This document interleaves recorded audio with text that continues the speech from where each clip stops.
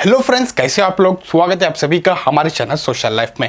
किसी भी कंट्री को एक इकोनॉमिक पावर बनने के लिए अपने इंडस्ट्रियल सेक्टर पे काम करना पड़ता है और उसके लिए चाहिए दोस्तों ढेर सारी एनर्जी यानी इलेक्ट्रिसिटी। और पिछले 10 साल से इंडिया में इलेक्ट्रिसिटी सेक्टर में तेजी से काम किया जा रहा है। जो जनरेशन कैपेसिटी 2012 में 199 गीगावाट्स थी वो 2020 मार्च तक 365 गीगावाट्स हो गई, यानी ऑलमोस्ट डबल। और यहाँ पे आपको बता दूं कि अभी इंडिया वर्ल्ड की थर्ड लार्जेस्ट पावर प्रोड्यूसिंग और पावर कंज्यूमिंग कंट्री है। जिस हिसाब से ग्रोथ हो रहा है 2024 मार्च तक हम 500 गीगावाट्स का नंबर भी टच कर सकते हैं। दोस्तों, आज से 10 साल पहले जब हमारी जनरेशन कैपेसिटी बढ़ रही थी, जब बहुत कंसर्न ये था कि कहीं हम हमारे कंट्रीज़ को मॉडर्नाइज करने की जगह एनवायरनमेंट को ख़राब तो नहीं कर रहे, क्योंकि उसका एक रीज़न ये था कि हम ज़्यादातर अपनी एनर्जी कोल से प्रोड्यूस करते थे। और इसीलिए दोस्तों बहुत से एक्सपर्ट्स भी इस पे ऑब्जेक्शंस किया करते थे। लेकिन अभी ऐसी सिचुएशन नहीं है। अभी गवर्नमेंट ऑफ इंडिया ज़्यादा फोकस रिन्यूएबल एनर्जी पे कर रही है।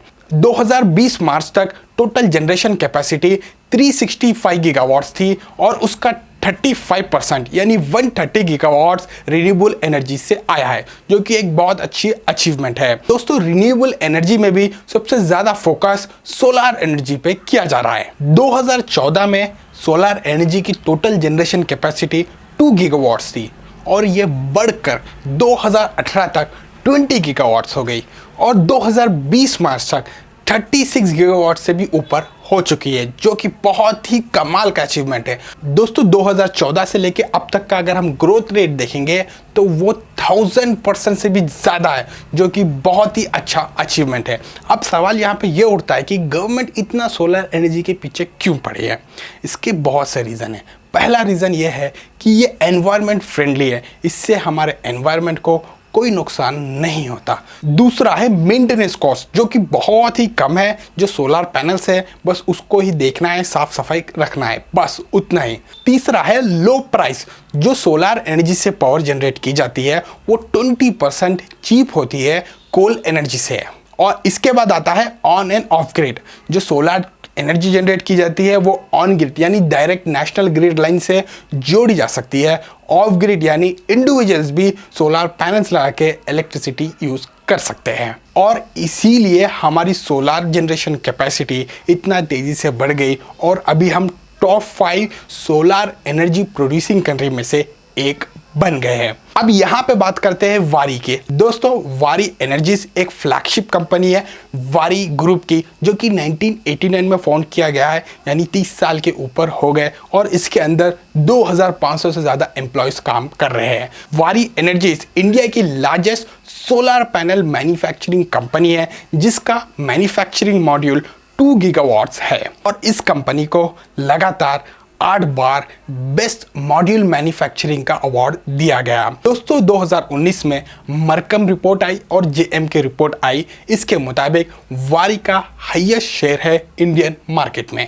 और 3 से लेकर 450 WP तक के सोलर पैनल्स यहाँ पे आपको मिल जाएंगे। और इसके साथ साथ Waaree energies EPC services, project development, rooftop solution, solar power pumps, independent power projection, इन सब में भी काम करता है।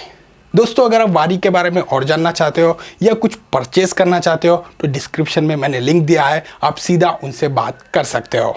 तो अब वापस आते हैं हमारी टॉपिक पर। दोस्तों, इंडिया अभी एक पावर सरप्लस कंट्री है। तो आप यहाँ पे पूछ सकते हो तो ठीक है, पावर सरप्लस है तो इतना पावर जनरेशन क्यों की जा रही है। तो इसके 3 रीज़न है।